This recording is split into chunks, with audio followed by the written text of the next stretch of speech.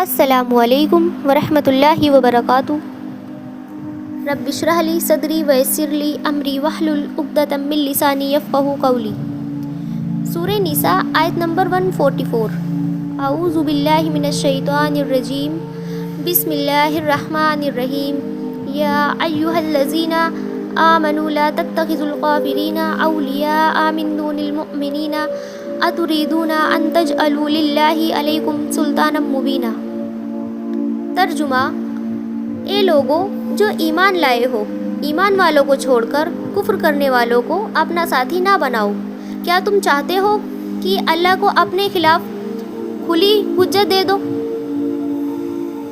یہ آیت اس وقت نازل ہوئی مدینہ میں کچھ لوگ ایسے تھے جو ظاہر میں مسلمان تھے لیکن اندر سے اسلام کے دشمنوں کا ساتھ دیتے تھے۔ ان کے سردار عبداللہ بن ابی وہ یہودیوں اور مکہ کے مشرکوں سے رشتے بنائے رکھتے تھے اور مسلمانوں کی باتیں ان تک پہنچاتے تھے۔ اس وقت کچھ مسلمان ڈر، فائدہ اور راجنیتی کی وجہ سے غیر مسلموں سے بہت زیادہ نزدیکی دوستی اور بھروسہ کر لیتے تھے۔ اس سے کبھی کبھی مسلمانوں کے سیکریٹس اور انٹرسٹ کو نقصان ہونے کا خطرہ تھا۔ اس وقت مدینہ میں مسلمان، یہودی اور منافق سب ساتھ رہتے تھے، اسی لیے سوسائٹی میں بھروسے اور لائلٹی کو لے کر گائیڈنس دی گئی۔ تو اب ہم اس آیت کو تفسیر سے سمجھ لیتے ہیں۔ ایمان والوں کو یہ ہدایت دی گئی ہے کہ اپنی اصلی لائلٹی اور بھروسہ صرف ایمان والوں کے ساتھ رکھیں۔ اگر کوئی شخص اسلام کے خلاف کھڑا ہو یا مسلمانوں کے خلاف سازش میں شامل ہو تو اسے بہت قریبی دوست یا سپورٹ سسٹم نہیں بنانا چاہیے۔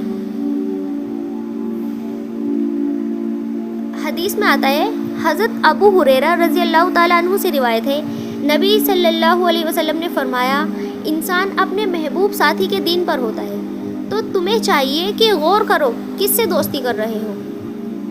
سنن ابو داؤد 4833 نمبر کی حدیث ہے۔ اس حدیث کا اصل مقصد یہ سمجھانا ہے کہ انسان کا کردار، سوچ اور عمل بہت حد تک اس کی صحبت سے بنتا بگڑتا ہے۔ صحبت کا اثر انسان پر ضرور پڑتا ہے۔ انسان چاہے کتنا بھی سمجھدار کیوں نہ ہو، وہ دھیرے دھیرے اپنے دوستوں کی عادتیں اپنانے لگتا ہے۔ اچھا دوست نیک کاموں کی طرف لے جاتا ہے اور برا دوست گناہ اور غفلت کی طرف کھینچتا ہے۔ اسی لیے کہا گیا کہ انسان اپنے دوست کے دین پر ہوتا ہے، یعنی اس کا طریقہ زندگی ویسا ہو جاتا ہے جیسا اس کا دوست ہے۔ ایک اور حدیث ہمیں ملتی ہے، صحیح بخاری 3688 نمبر کی حدیث ہے۔ ایک صحابی ذوالخویسرہ یا ابو موسیٰ نے رسول اللہ صلی اللہ علیہ وسلم سے قیامت کے بارے میں پوچھا کہ قیامت کب قائم ہوگی؟ تو اس پر آپ صلی اللہ علیہ وسلم نے فرمایا کہ تم نے قیامت کے لیے تیاری کیا کی ہے؟ انہوں نے کہا، کچھ بھی نہیں سوائے اس کے کہ میں اللہ اور اس کے رسول صلی اللہ علیہ وسلم سے محبت رکھتا ہوں۔ تو آپ صلی اللہ علیہ وسلم نے فرمایا، پھر تمہارا حشر بھی انہی کے ساتھ ہوگا جن سے تمہیں محبت ہے۔ انس رضی اللہ تعالیٰ عنہ نے بیان کیا کہ ہمیں کبھی اتنی خوشی کسی بات سے نہیں ہوئی جتنی آپ کی یہ حدیث سن کر ہوئی کہ تمہارا حشر انہی کے ساتھ ہوگا جن سے تمہیں محبت ہے۔